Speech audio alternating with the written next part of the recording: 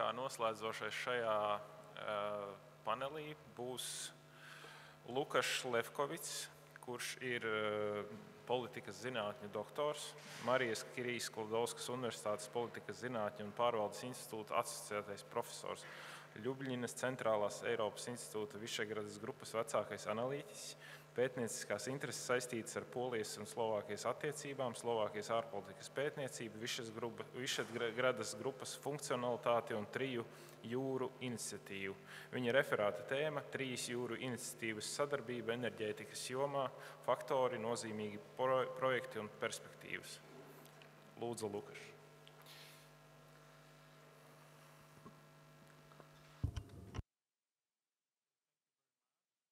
Liels paldies! Tiešām liels pagodinājums uzstāties šeit Rīgā. Šī ir mana 3. reize. Pirms tam biju Rīgā 3 jūru samitā.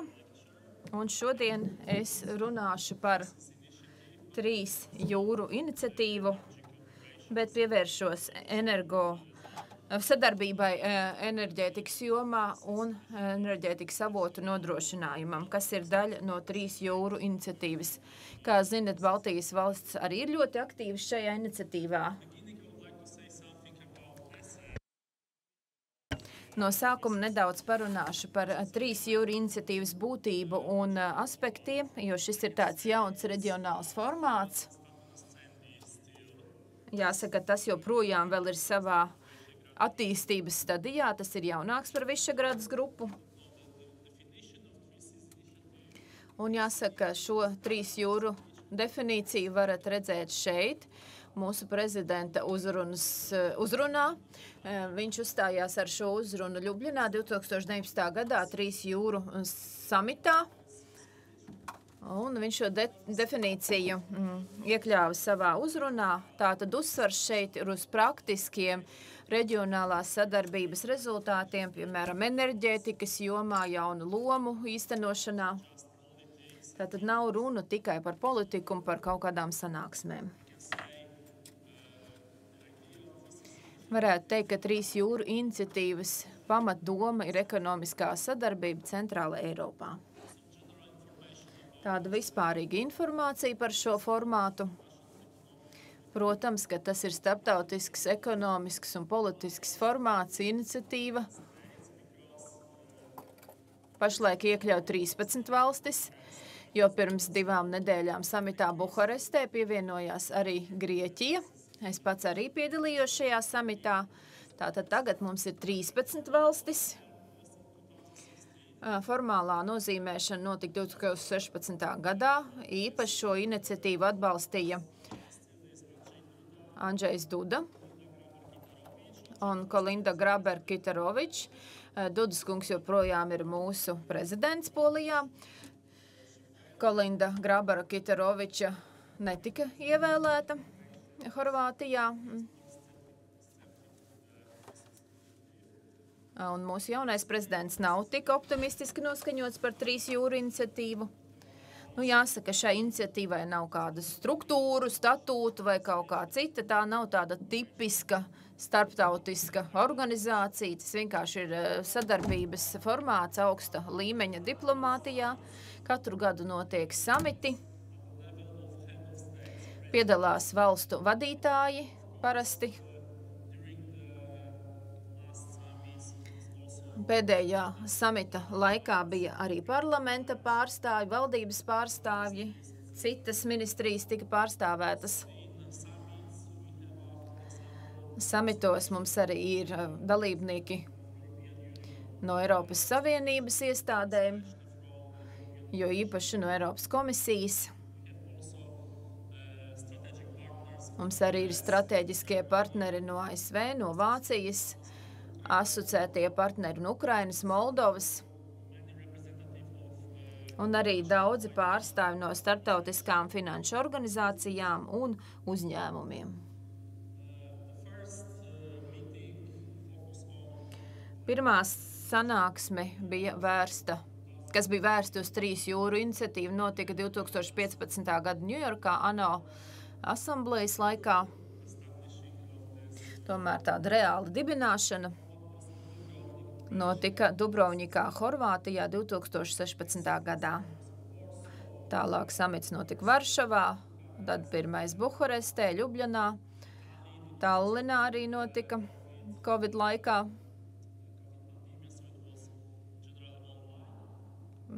Principā tika organizēts tiešsaistē, pēc tam Sofijā, Rīgā, pagājušo gadu Rīgā, 2022. gadā. Tā bija ļoti svarīga sanāksme, jo tika pieņemts lēmums par Ukrainas uzņemšanu asociētā biedra statusā. Ukraina nav ES dalība valsts, bet viņi gribēja sadarboties ar 3 jūru iniciatīvu, un attiecīgi tika izveidots jauns status, asociētā partnera status, un kopš pagājušā gada Ukraina darbojas šā asociētā partnera statusā. Rīgā tika pieņemta arī galīgā deklarācija, tur bija ļoti daudz informācijas par atbalstu Ukrainai, 3 jūru infrastruktūras veidošana, tātad visās valstīs, un arī tika runāts par Ukrainas atjaunošanu pēc kara. Šis ir foto no pirmā samita. Šeit redzat mūsu prezidentu un Horvātijas prezidenti. Otrais samits arī ļoti svarīgs Varšavā, kur piedalījās prezidents Trumps, jo viņš atbalstīja šo iniciatīvu tajā laikā. Nu, tas mums bija tāda kā milzīga reklāma, kad viņš piedalījās. Bet manā ieskatā Buharestas samits arī bija ļoti svarīgs, jo tika pieņemts lēmums sadarboties ar Vāciju. Lielāka ietekme bija komisijai. Arī 2018. gadā tika izveidota radīta ideja par strateģiskiem projektiem. Protams, robežas varētu vilkt starp 3 jūrām. Tā kā Grieķija mums ir jauns biedrs, tad mums tagad ir 4 vai 5 jūras, vairs nav tikai 3. Tātad liela teritorija, 1340 tūkstoši kvadrātkilometru, 30% no visas Eiropas Savienības, kurā dzīvo 122 miljoni cilvēku, kas ir 25% no kopējā ES iedzīvotāju skaita. Protams, šī sadarbība balstās uz kopēju vēsturisko pieredzi, jo īpaši postkomunismu valstīs, bet mums arī ir Austrija un Grieķija, kuru tā vēsturiskā pieredze ir savādāka. Tās mēs saucam par vecām ES dalību valstīm. Protams, mums arī ir līdzīgi ekonomiskie, ģeopolitiskie apstākļi. Dubrovnikas deklarācijā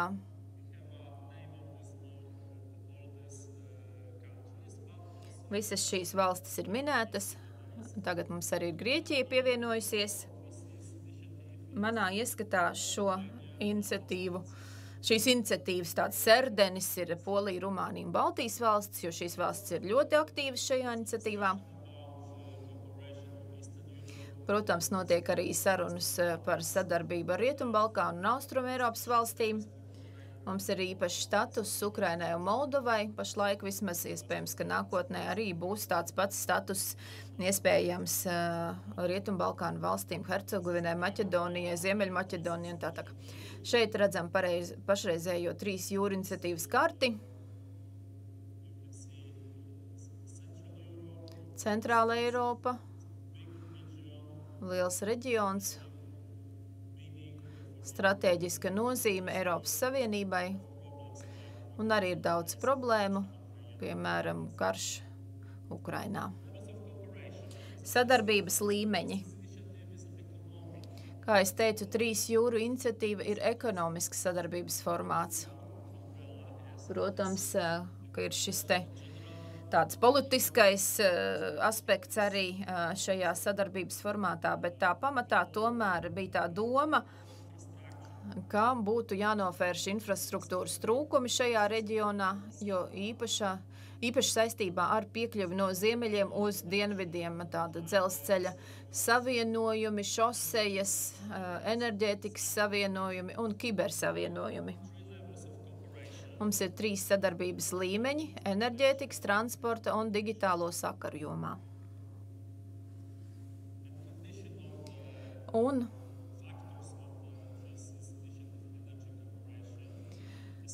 tātad, kādi ir nosacījumi šai sadarbībai vai esošie apstākļi? Kopš kara sākuma Ukrainā ir 4 faktori, kas ietekmē sadarbību enerģētikas jomā. Pirmkārt, notiek avotu diversifikācija un piegāžu pārvirzīšana. Vairums 3 jūras iniciatīvu valstu ir pārtraukušas atkarību no Krievijas šajā ziņā un veido savienojums ar citām valstīm, piemēram, Polijā ar Norvēģiju, pāri Baltijas jūrai pa cauruļvadiem. Mums arī ir jauns gāzes savienojums no ziemeļiem uz dienvidiem, tātad ar Sloveniju, ar Lietuvu ir arī elektroapgādes sistēmas orientācijas maiņa. Šeit tas būtu īpaši jāmin, tad šeit ir būtiski kodola enerģijas avoti un atjaunīgi enerģijas avoti. Tomēr te būtu jāmin arī Eiropas Savienības zaļās pārkārtošanās iniciatīva. Polijai ļoti svarīgi ir atteikties no ogļu ieguves, jo mums tā ir tāda plaša sena tradīcija, pārējot uz zaļākiem enerģijas resursiem. Protams, uzsvars tiek likts arī uz elektromobilitātes attīstību. Protams, ka tas ir atkarīgs no valsts, bet mūsdienās ar to arī ir problēmas. 3 jūru iniciatīvas enerģētikas politika, kā es teicu, kopš Ukrainas kara sākuma, ir mainījusies. Līdz uzbrukumam daudzas centrāla Eiropas valstis bija pilnībā atkarīgas no energoavotu piegādēm no Krievijas. Piemēram, Slovākija 100% visu naftu un gāzi saņēma no Krievijas. Polijā situācija atšķīrās, jo mums bija izbūvēta infrastruktūra jau pirms kara. Mums tā nebija tik milzīga problēma, bet dažām mazākām iekšzemes valstīm, Ungārijai, Slovākijai, tā bija problēma un joprojām ir liela problēma. Teiksim, kā atbrīvoties no energoatkarības no Krievijas. Jaunā situācija arī lika pārskatīt enerģētikas politiku. Piemēram, Ungārijas gadījumā mēs varam paskatīties, kas ir noticis. Citas valstis jau kopš 2002. gada strādā pie jaunas enerģētikas politikas, bet Ungārija principā savus energoresursus iegūst no Krievijas. Tomēr jāsaka, ka Ungārijas valdība runā par diversifikāciju un daudzveidīgu avotu izmantošanu. Piemēram, 22. gada decembrī viņiem bija tikšanās ar Omānas, Katāras, Azerbaidžānas pārstāvjiem, tika parakstīta zinām līguma par gāzes piegādi. Ungārija arī gribētu paplašināt sašķidrinātās gāzes terminālu Krkas salā, Horvātijā. Mums arī ir veiksmes stāsti energo sadarbības ziņā. Piemēram, pagājušajā gadā tika uzsākta gāzes cauruļvada starp Poliju un Lietuvu eksploatācija. Tas ir GIPL starpsavienojums, kas pašlaik strādā, pastāv. Ir arī šāds savienojums starp Poliju un Slovākiju. 2022. gadā tika atvērts arī savienojums no Polijas uz Norvēģiju. Baltic Pipe, tātad gāzes cauruļvads. Un arī Grieķijas un Bulgārijas starpsavienojums. Un tagad Grieķija arī ir pievienojusies 3 jūru iniciatīvai. Viņi arī vēlas izbūvēt sašķidrinātās naftas termināļus Grieķijā. Vienlaikus tika veidota arī Balkānu gāzes līnija, kas ir ļoti svarīga, īpaši saistībā ar 3 jūru iniciatīvu. Un tagad mēs varam importēt dabas gāzi no Azerbaidžānas, Turcijas vai Grieķijas un tālāk novadīt uz Moldovu. Kopš šā gada septembra Moldova ir asociētais loceklis 3 jūru iniciatīvā. Mums arī ir savienojums starp Moldovu un Rumāniju, ir jauns gāzes cauruļvads. Baltijas valstīm ir ļoti svarīgi, kā tiek veidoti jauni sašķidrinātās gāzes termināļi Somijā. Un kā jau es norādīju sākumā, tiek paplašināts sašķidrinātās gāzes terminālis Kerkas salā Horvātijā un arī Polijā, Baltijas jūras krastā. Šeit jūs redzat šos starpsavienojums Polija, Lietuva, kas Baltijas valstīm ļoti svarīgs ir šis savienojums. Un tas ir arī svarīgs 3 jūru iniciatīvai. Te ir Baltic Pipe projekts caur Dāniju uz Norvēģiju.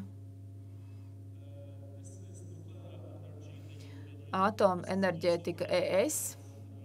Šis arī ir ļoti būtisks jautājums 3 jūru iniciatīvas sadarbības ietvaros, jo Eiropas Savienība un 3 jūru iniciatīva sastāv no 2 grupām – valstis ar atomenerģētikas jomu un bez. Dažas valstis nevēlas izmantot kodola enerģiju, piemēram, Austrija, jo viņiem ir tāda politika, bet Polijā, piemēram, mums nav kodolstacija, bet tādas mēs gribētu. Tāpēc mūsu valdība ir izlēmusi tuvākajā laikā būvēt šādas kodolstacijas. Arī mazi uzņēmumi vēlas būvēt mazus kodolreaktorus Polijā. Protams, tas būs tuvākā nākotnē, redzēsim, kā veiksies. Bet citām valstīm ir šādas kodolstacijas Čehijā, Slovākijā, Ungārijā, Rumānijā, Bulgārijā. Nu, šeit arī ir atkarības no Krievijas problēma, piemēram, Ungārijā un Slovākijā, jo kodoldegviela tika iepirkta no Krievijas, bet šajā gadā Slovākija izlēma atteikties no šīm piegādēm un ir parakstīts līgums ar Amerikas uzņēmumu, un kodoldegviela tiks importēta no ASV. Mēs redzēsim, kāda būs šīs sadarbības rezultāti, bet es domāju, ka tam būtu jābūt vienam no galvenajiem 3 jūru iniciatīvas jautājumiem, jo īpaši tāpēc, kā pašlaik ir Eiropas Savienības politika, saskaņā ar kuru ir jānodrošina zaļā pārkārtošanās, un kodola enerģija šajā ziņā ir diezgan labs risinājums. Šeit ir mūsu karte ar šķidrās gāzes termināļiem. Kā redzam, diezgan daudz šādu te ostu ir Baltijas valstīs, Polijā, arī Balkānu valstīs, Grieķijā. Tomēr, protams, šis tīkls būtu jāattīsta, jo lielākoties šie termināļi ir Eiropas rietumdaļā. Un es ceru, ka mums izdosies veidot jaunus savienojumus ar šīm ostām. Un kad tiks veidots arī savienojums starp Fenošķi un Klaipēdu un Balkānu sašķidrinātās gāzes ostām Kirkā vai Grieķijā. Pēdējais samits notika Bukarestē. Manuprāt, pirms 2-3 nedēļām. Protams, noslēguma dokumentā deklarācijā tika uzsvērta šīs 3 jūru iniciatīvas ekonomiskā daba, bet tika runāts arī par mazo kodola reaktoru skaita palielināšanu.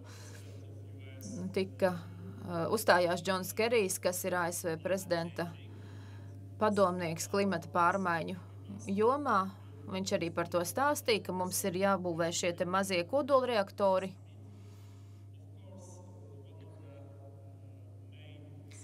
Protams, viens no galvenajiem lēmumiem bija paplašināt 3 jūru iniciatīvu, lai iekļautu Grieķiju. Grieķija šajā ziņā iniciatīvai ir ļoti svarīga valsts, jo tur ir gāzes termināļi, ir piekļuve savienojumi ar Turciju, ar tuviem austrumiem. Šādi mēs arī varam nodrošināt sadarbību infrastruktūras jomā un pabeigt Karpatu līniju, kur šīs līnijas pēdējā daļa būs Saloniku ostā Grieķijā, un šī līnija šķērsos vairākas valstis. Un, protams, arī pagājušajā samitā Moldovai tika piešķirta asociētās valsts loma, un arī tika runāts par energoinfrastruktūras izveidi, jo īpaši starp Rumāniju un Moldovu. Nākotnes perspektīvas. Protams, ka mums ir jādiversificē piegāžu avoti, kas mūsu valstīm ir ļoti svarīgi. Mēs redzam, ka kodolenerģētika šajā Eiropas daļā piedzīvo renesansi.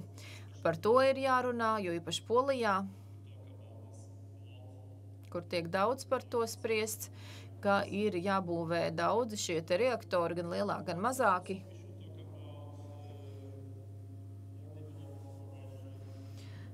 Jārunā arī par tādu labāku sadarbību, attīstītāku sadarbību, atjaunīgo resursu jomā. Nākošais samits notiks Lietuvā laikam aprīlī, tātad nebūs tik ilgs laiks pagājis, un pēc tam nākošais Budapeštā, Ungārijā. Tur būs interesanti runāt par enerģētikas politiku. Un, protams, mums arī vēl ir jārunā par šīs iniciatīvas institucionalizāciju, jo pašlaik mums vienkārši ir sadarbības formāts, katru gadu ir kāds samits, bet starp ekspertiem. Es esmu par to arī dzirdējis mūsu Polijas ārlietu ministrijā. Es, protams, nezinu par statūtiem vai prezidējošās valsts statusu, kā, teiksim, ir Višegradas grupā, vai būs kaut kāds pastāvīgs sekretariāts kādā valstī, jeb mobils sekretariāts, kas katru gadu pārceļas uz citu valsti. Bet mums ir šīs plašā diskusija par nākošo sadarbības soli 3 jūru iniciatīvā. Paldies par uzmanību!